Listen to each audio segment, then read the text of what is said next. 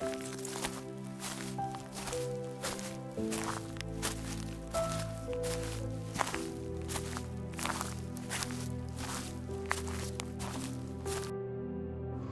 बार फिर चांद आज डरावनी रात लेके उतरा हुआ है।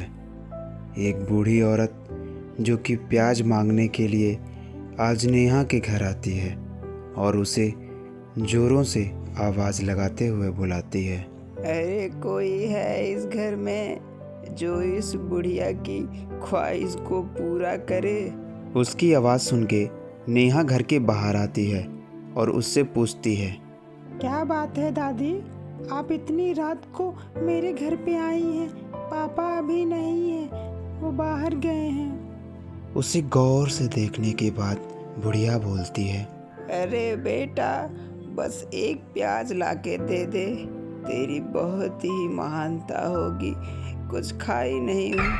प्याज मांगने के बाद बुढ़िया एक भयानक राक्षसी का रूप ले लेती है और वो बच्ची से बोलती है, अगर प्याज नहीं है तो चल मेरे घर, मैं तुझे प्याज देती हूँ। नेहा के माथे से पसीना छूटने लगता है और बहुत ही डर जाती है, लेकिन क्या फ़ायदा, वो चुड़ैल अपना मकसद पूरा करती है और उसे वहाँ से लेके हमेशा के लिए चली जाती है।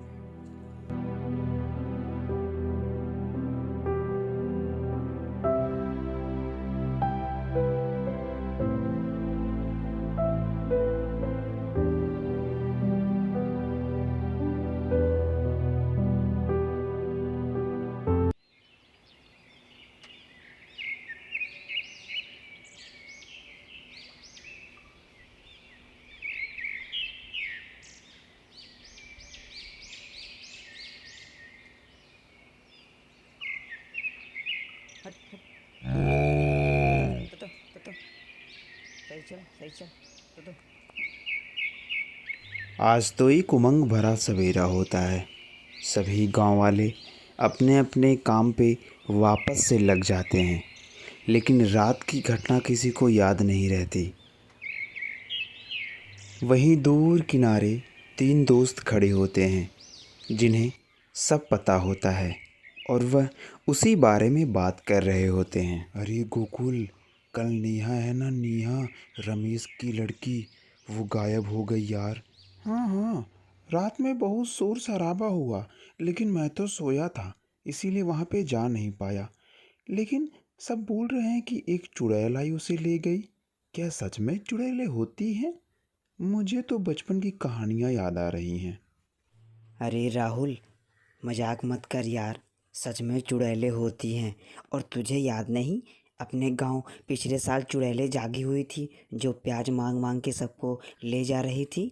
तो वो कैसे भूल सकता है, जरूर नेहा को वही प्याज वाली चुड़ैल ले गई होगी। अभी तक सभी बात से अनजान दोनों के दिल में हल्का हल्का भय उत्पन्न होता है और दोनों गांव में जाके इसका पता लगाने का निर्णय लेते हैं। हालांकि गांव में सबको सब पता था, लेकिन एक दूसरे से अनजान कोई किसी से कुछ भी नहीं बता रहा था। चल हट, कौन सी मेरी बेटी थी यार।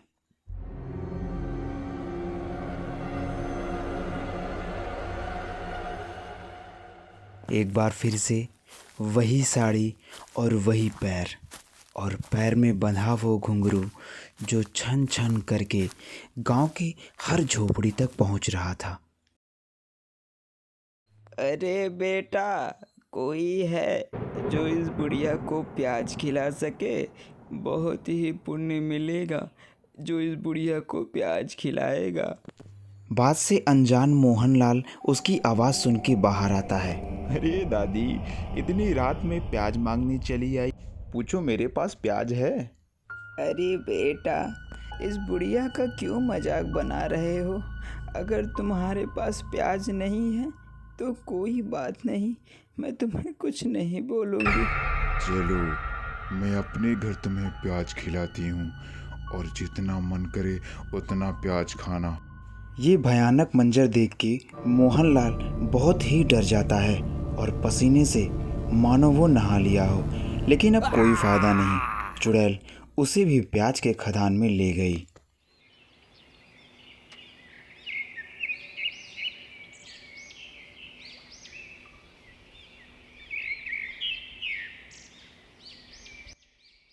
अरे यार, लगता है दादी की बात सही निकल रही है।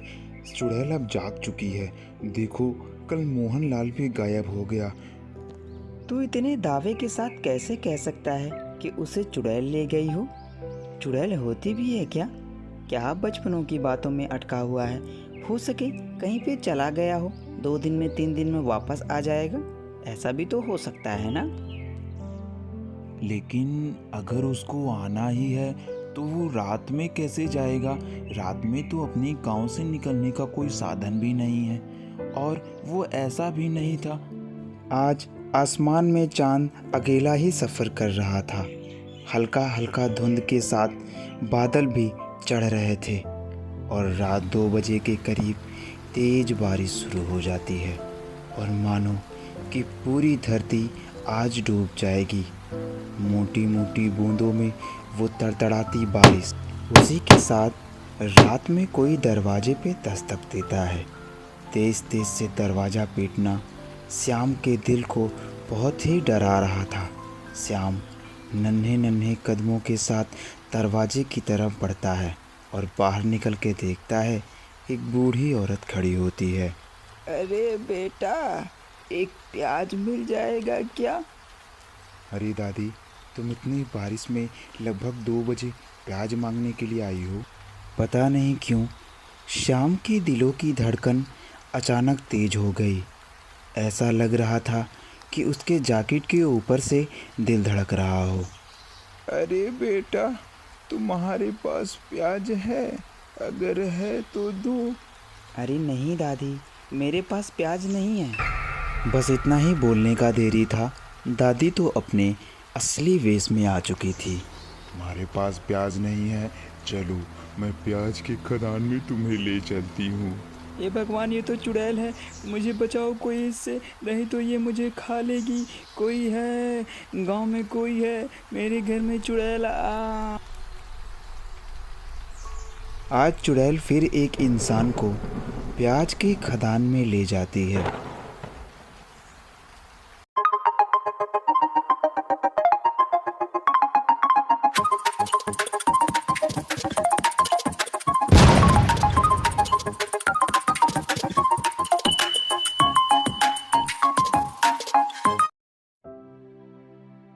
अरे जमुना, मैं तो कहता हूँ कि तुम घर से बाहर रात में किसी भी कीमत पे मत निकलना।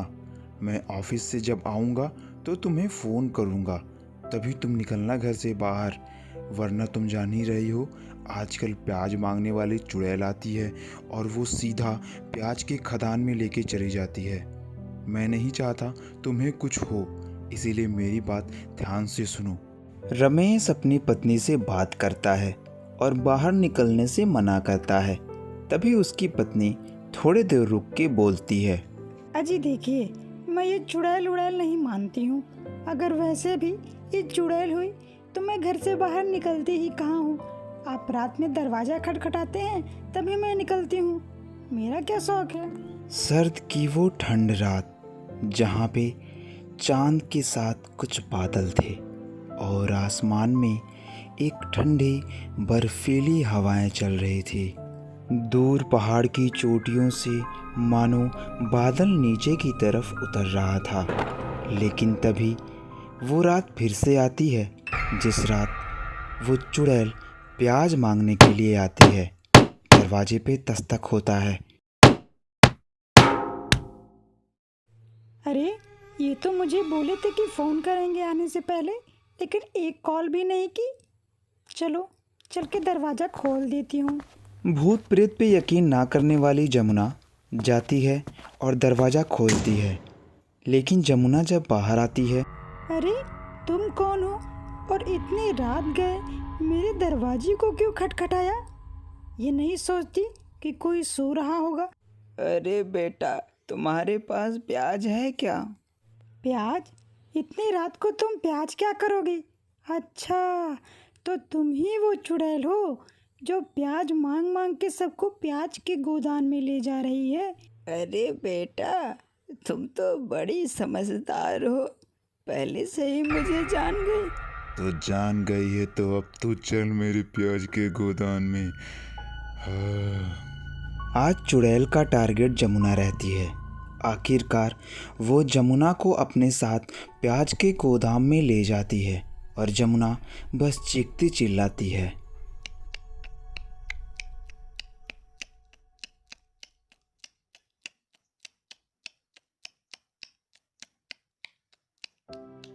इधर रमेश बेचारा छुट्टी के लिए मैनेजर के कॉल का इंतज़ार करता है। हे भगवान, रात के 12 बज गए और पता नहीं सर मुझे छुट्टी कब देंगे। एक काम करता हूँ, चलता हूँ खुद ही सर से छुट्टी मांग लेता हूँ, कोई न कोई बहाना करके, क्योंकि आज मुझे बहुत डर लग रहा है। रमेश को कहीं न कहीं जमुना का डर बहुत सता रहा होता है।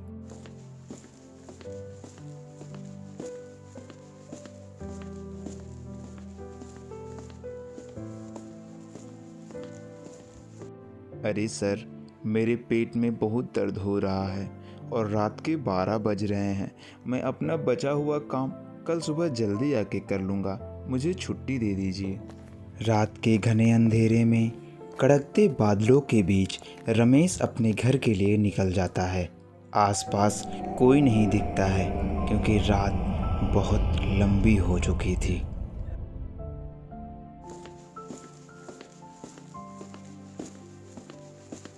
रमेश घर पहुंच के देखता है तो दरवाज़ा खुला होता है और जमुना का चूड़ी नीचे गिरा होता है। ये भगवान, मुझे जो डर था वही हुआ। लगता है वो चुड़ैल जमुना को उठा के ले गई। अब मैं क्या करूं? मैं पहले जाके अंदर पता करता हूं। अंदर तो जमुना का नामो निशान नहीं था, मानो रमेश को सांप ने सूंघ लिया हो। उसका दिमाग बिल्कुल सूना पड़ चुका था। ये ऊपर वाले, मैं जमुना को कहाँ पे ढूंढूं? मेरा तो उसके सिवा कोई भी नहीं है। पूरी रात बादल अपना कहर बरसाता है और बूंदों के रूप में मानो बर्फ़ पड़ रहे हों।